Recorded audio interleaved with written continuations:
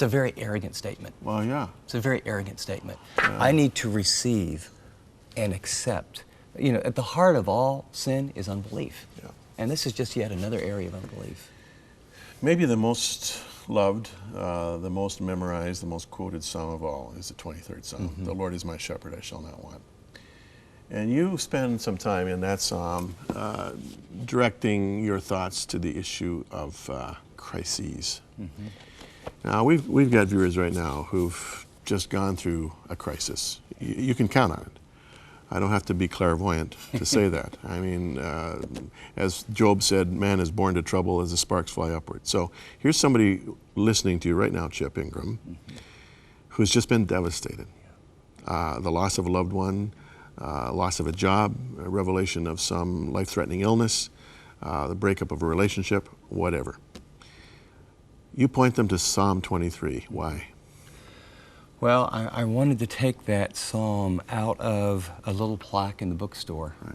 And out of, by the way, the last friend that died, that's the last time I read this one. Right, right. And I think we think of that as some sort of, well, he'll take me through the valley, it's all about death.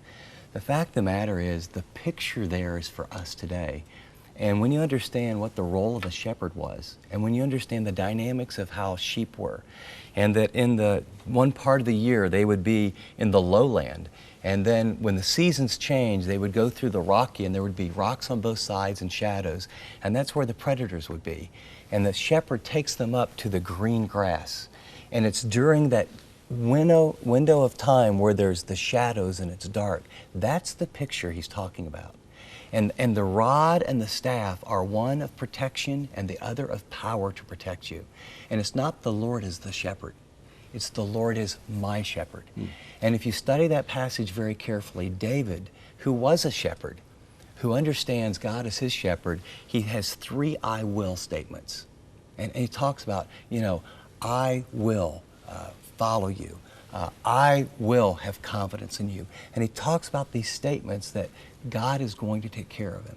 And so I want to take people there where they really interact, not with God will help somebody someday, somewhere, but that even through the depth of time, God's going to be with you. And how do you experience that? I think an awful lot of this book was, I think people get those Psalms up here. How do you get them down here? So when I taught that, I had a very close friend. He was the head researcher for Intel. And he had pancreatic cancer. He was given about 2 months to live. And he stood up in front of the church and we walked through the psalm. And he said, apart from a miracle, about 2 months from now, I won't be here. Now there's either a heaven or there's not a heaven. There's either a God or there's not a God. This is what it looks like in crisis for him to be my shepherd. And he walked through that. And about 3 months later, we buried him. And he died well. And he died with the peace. We can't control the circumstances, but God actually promises, I'll be with you always. I think we have that intellectually. That psalm will help people experience it. Well, you know, time and again, you know, like you, I pastored for many years, and I've done I don't know how many funerals. It's when people are going through some deep life crisis that they say almost as if it's a revelation, but Pastor, the Lord is so near to me. And the light goes on and they say, well, you know what? He was as near to me when I wasn't in crisis as he is when I am in crisis. What is it that's different about the two conditions, Chip? Why are we so unaware of him when everything's going well and so aware of him when things are not going well? I think it's that issue of need. I have need all the time. Right. In crisis, I recognize my need, my brokenness. I realize I'm powerless. And in my weakness, my grace is sufficient for you. Well, when? When you're weak. So that's why Paul actually came to the point in his life, goes, you know something? I boast, I rejoice in difficulties, pain. You know, well, because of what you just said. It's in those times I recognize my weakness and then I experience the supernatural power of God's strength in me and through me. And I think we can go into a disciplined life to begin to, in our prayer and time in God's Word, begin to remind one another, I'm as needy right now without cancer as when I had cancer. I'm as needy right now when I have a job as at the times when I didn't. But all of our prayers go up when our kids are in ICU. Absolutely. And there's a level of desperation. And I think, as someone said, the only place you ever learn to pray, I think it was Henry Nouwen, is in times of desperation. And I think he's right. I've come across 4 serious traffic accidents in my life where I either saw it happen or came along just after it happened. In every case, there is 1 or 2 people either who have been in the accident and are outside of the car now and bloodied but alive, or it's someone who was right there and watching it. They're all saying the same thing. Oh God, oh God, oh God, help us. Doesn't matter if they're an atheist or an agnostic or whatever background they come from. There is something in that visceral part of us, I call it the intuitive knowledge of God, that springs out at a time of deep need.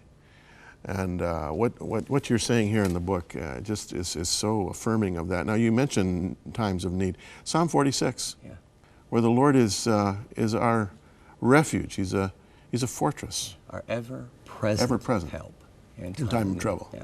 And you think of what people are going through now.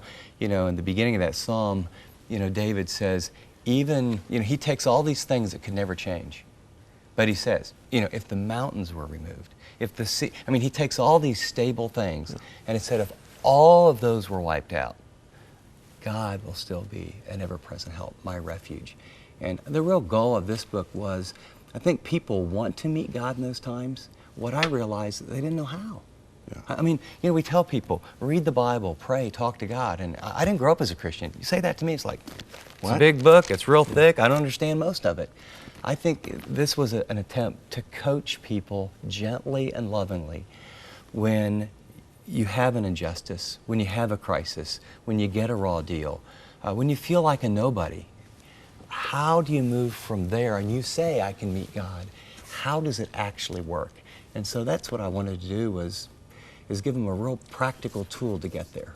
I could keep talking about the book. I've only got 3 minutes left. I want to leave the book here for a minute. I want to talk to the author. Okay. What psalm has meant the most to Chip Ingram?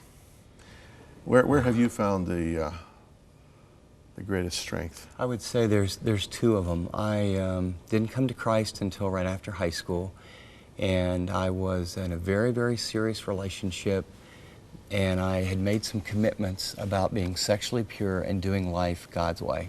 And I had this false belief that if I did life God's way, things would work out well for me. No one told me that, but I just believed that. And I had a huge injustice occur. And I remember walking across campus saying, God, if this is how you treat your children who obey you, I'm out of here. I'm done.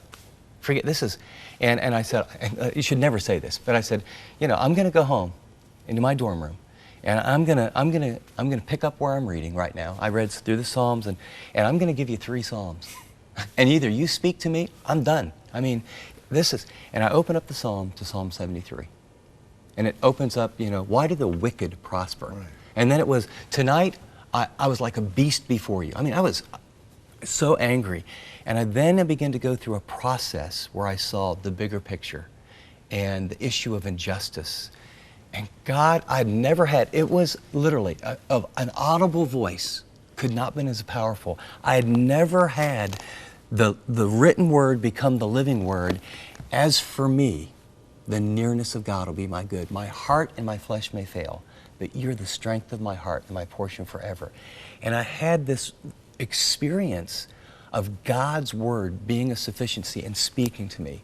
Now, when my mother died, Psalm 46 was huge. When I have made some huge mistakes in my life, Psalm 50, actually all of these Psalms, I didn't get them from other people. I went back and looked at my life when I've messed up the most and where God spoke to me and to others.